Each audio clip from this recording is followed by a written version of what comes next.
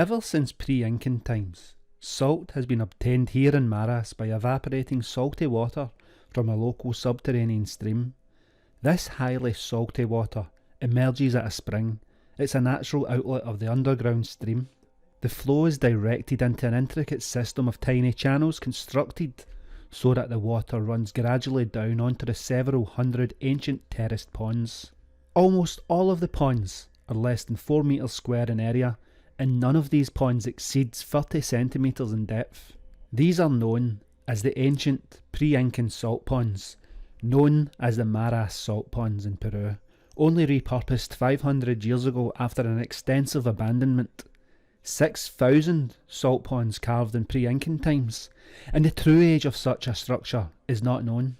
Local families have been operating the ponds for over 500 years on the slopes of the Quarry Pujoyo Mountains in the sacred valley of the Incas. The precious Peruvian pink salt is one of the treasures that the ancient ancestral cultures have left behind for us.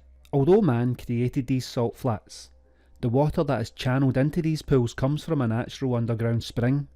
This underground spring constantly and quietly carries water that fills the ponds with precious pink salt.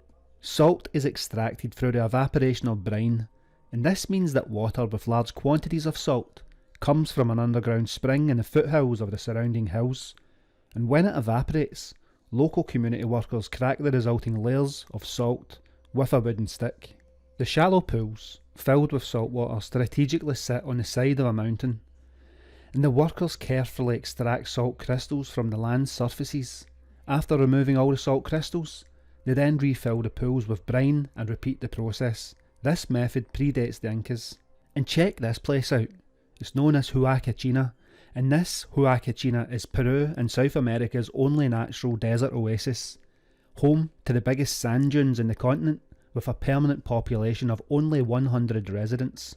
Huacachina is built around a small natural desert lake, and this is commonly referred to as the Oasis of America.